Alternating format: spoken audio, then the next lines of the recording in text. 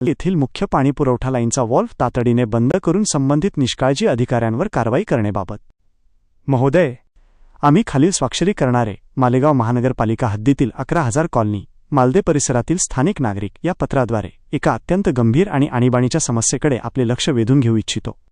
आमच्या परिसरातील सीवर पाण्याच्या टाकीजवळ असलेल्या मुख्य पाणीपुरवठा लाईनचा मोठी जनरल लाईन व्हॉल्व्ह गेल्या 24 तासांपासून सतत चालू आहे। या तांत्रिक बिघाडामुळे किंवा हलगर्जीपणामुळे लाखो लिटर पिण्याचे पाणी रस्त्यावर वाहून जात असून त्याची प्रचंड नासाडी होत आहे।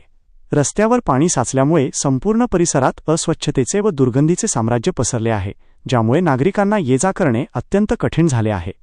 अत्यंत चिंतेची बाब म्हणजे हे पाणी आता नागरिकांच्या घरांमध्ये शिरले असून इमारतींच्या टेरेसपासून ते खालील खोल्यांपर्यंत पाणी झिरपले आहे।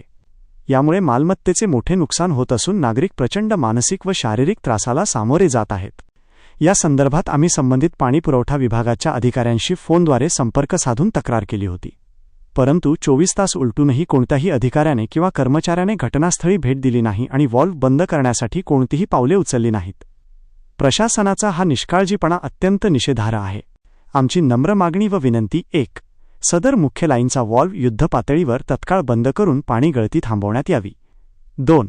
नागरिकांच्या तक्रारीकडे जाणीवपूर्वक दुर्लक्ष करणाऱ्या आणि मालेगाव शहराच्या लाखो लिटर पाण्याचा अपव्यय होण्यास कारणीभूत ठरलेल्या संबंधित बेजबाबदार अधिकाऱ्यांवर कडक प्रशासकीय व कायदेशीर कारवाई करण्यात यावी।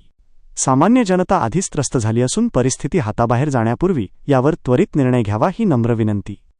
कळावे, आपले नम्र, समस्त स्थानिक नागरिक, 11,000 कॉलनी, मालदे, मालेगाव।